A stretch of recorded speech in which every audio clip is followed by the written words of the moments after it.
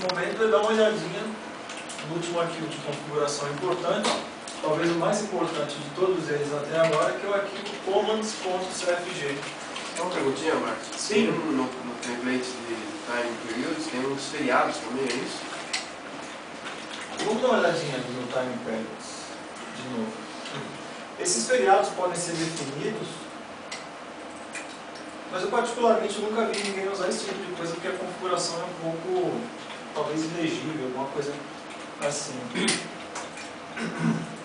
A ideia é impedir que as pessoas sejam incomodadas nesse período de tempo, o que não se aplica muito à realidade de TI, pelo menos no Brasil onde eu conheço, onde não existe fim de semana, feriado, tarde ou noite, né? Então, esse tipo de configuração, apesar de existir, eu nunca vi ninguém usar.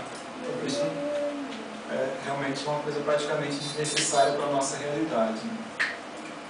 Vamos voltar lá para a nossa listinha de arquivos e vamos finalmente nos olhar o que temos dentro do arquivo commands.cfg.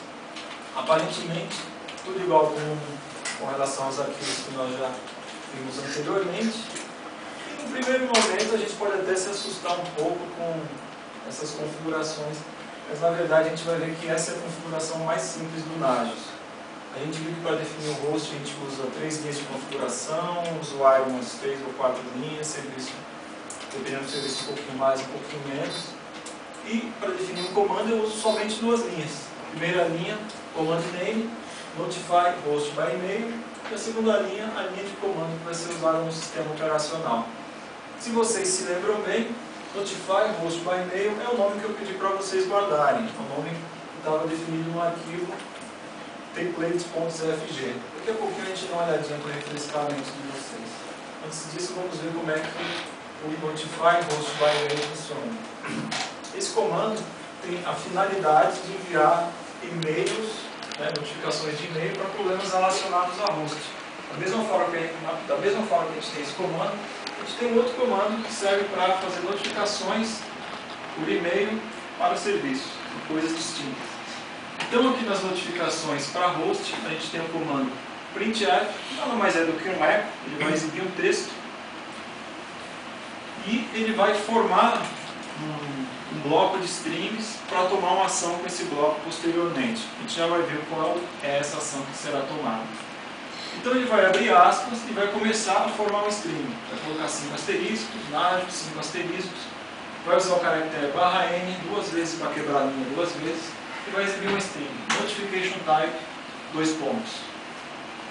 Depois de notification type eu tenho uma coisa um pouco diferente para a gente até então, que é $notification type $. Isso aqui a gente chama de macro, o conceito de macro dentro do Nagios. É como se fosse uma variável que vai ser substituída por um valor dentro dele. Notification type vai receber um valor, por exemplo, critical. Então vai ficar assim. Notification type critical, quebra-linha host, vai substituir pelo hostname. Linux 1, quebra-linha, estado, state, down, quebra-linha, address. Aí vai exibir um endereço IP ou então o nome de DNS do host Linux 1 que a gente está tratando.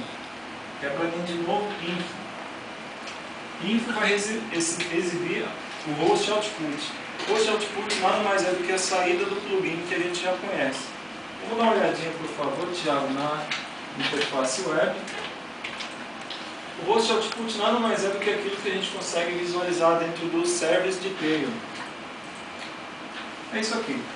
São as saídas de string dos plugins. Então, para cada plugin que eu tenho configurado no serviço, para cada serviço que eu tenho configurado, eu vou ter uma saída exibida pelo plugin.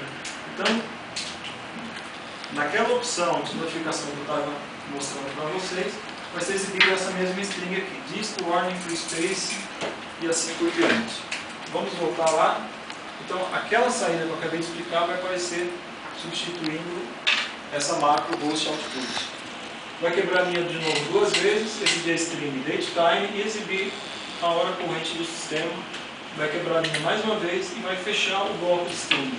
Então, com isso, a gente tem toda a informação necessária para tomar ciência do problema que está acontecendo com o host. Uma vez feito isso, ele vai pegar toda essa string que foi montada, vai usar pipe e mandar para o comando mail do sistema operacional. E vai usar a opção "-s para definir Um título para o e-mail, né? Notification type vai substituir isso por critical, host alert, host name Linux 1, is host state down, por exemplo. E por fim ele vai coletar os contatos que estão relacionados a esse host e vai enviar um e-mail, e é dessa forma que a mágica acontece. Okay? Obviamente, por mais de conseguir enviar um e-mail, a gente percebe que é usado o comando mail. Então, na máquina local onde está instalado o Nagios, eu vou precisar ter um MTA válido funcionando. Seja ele para enviar um e-mail diretamente para o usuário, seja para enviar via relay para um outro servidor de e-mail e ele de fato sair para a internet. Então, para que os e-mails funcionem no Nagios, eu vou precisar ter essa configuração de um postfix que e-mail, send e-mail na máquina local, para que a mágica aconteça, vamos dizer assim. Bom, da mesma forma que eu tenho essa coisa aparentemente feia, mas que vocês viram que é simples, assim espera, eu tenho um bloco de configuração semelhante para enviar e-mails. Eu não vou cair no preciosismo de explicar tudo isso novamente, senão eu vou entediar um pouco vocês, mas como a gente pode ver, é tudo muito semelhante, só mudo realmente algumas macros para conseguir dar algumas informações com mais precisão. Obviamente vocês também podem customizar isso aqui para ter informação no nível maior ou menor conforme a necessidade de vocês. Vamos continuar vendo o que a gente tem de interessante dentro desse arquivo. E a gente tem aqui um comando bem legal chamado check host alive. O check host alive é um comando que a gente já conhece. Dentro do arquivo templates.cfg, quando a gente viu a configuração do template genérico host, se eu não me engano, havia essa opção aqui, check host alive. Vamos dar uma olhadinha, Thiago, dentro do arquivo templates.cfg mais uma vez, para refrescar a memória de todo mundo.